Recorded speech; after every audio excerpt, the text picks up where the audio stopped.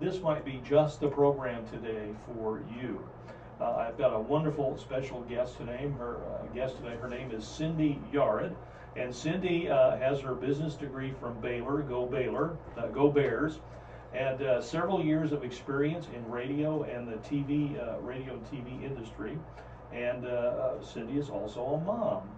And Cindy, along with a partner whom she will mention momentarily, started up a business back at the beginning of this year, and the business is called MomCore. MomCore is a premier national search firm that supplies companies top-tier experienced professionals on demand to meet their business needs.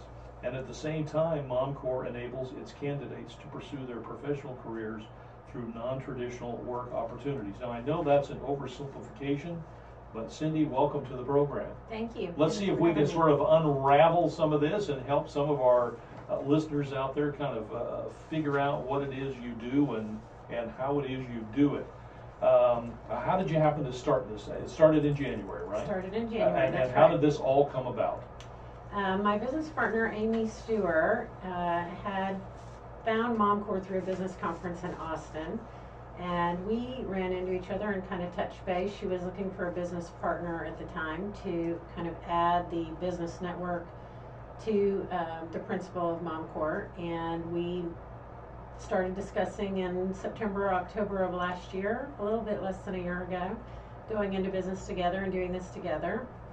We decided to take the leap of faith and jump in and get started in December, and then we launched in January. The business really spoke to both of us from two sides of the equation. Amy had been a stay-at-home mom for several years, wanted to re-enter the workforce, and I had been working full-time and found a way to work full-time, and also had flexibility in my job. I was a salesperson.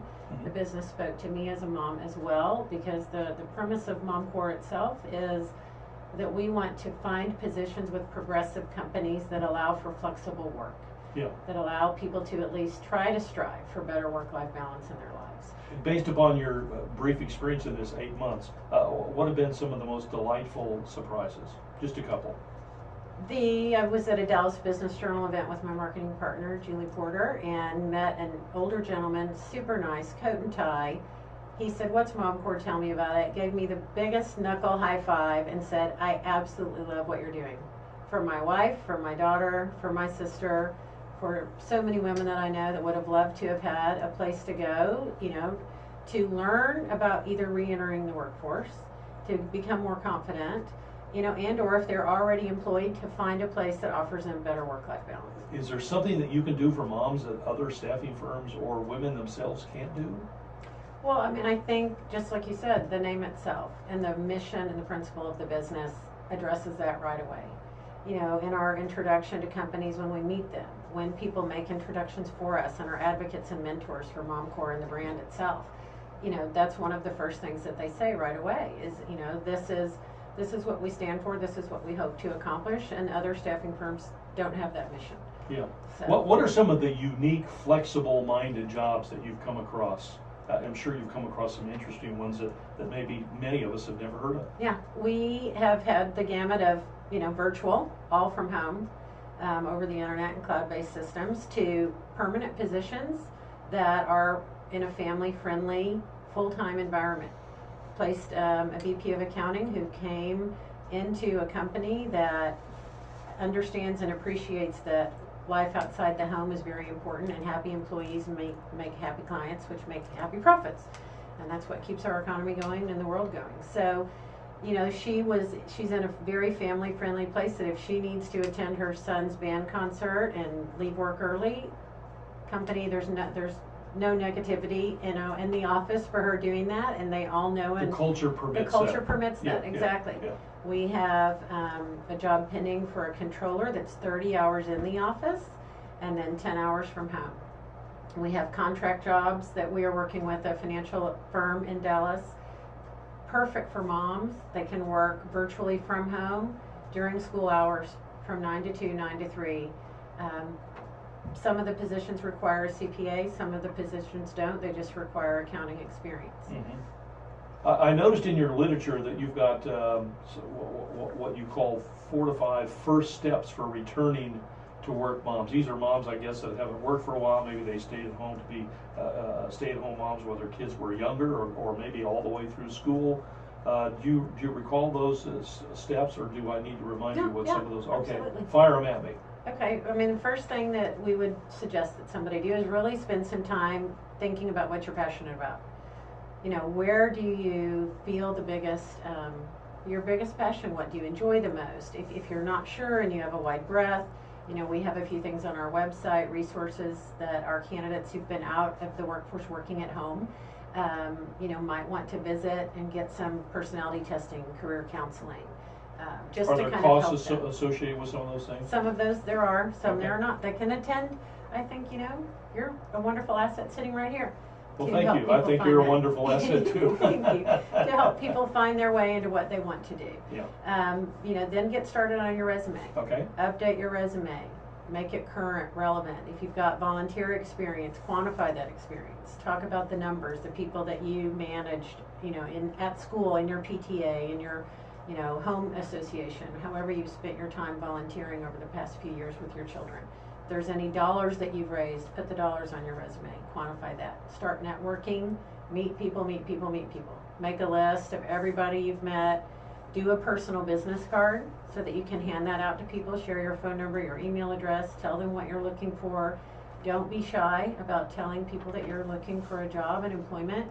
Be willing maybe to take a contract position or a part-time position just to get your feet wet. You can build business contacts through that as well.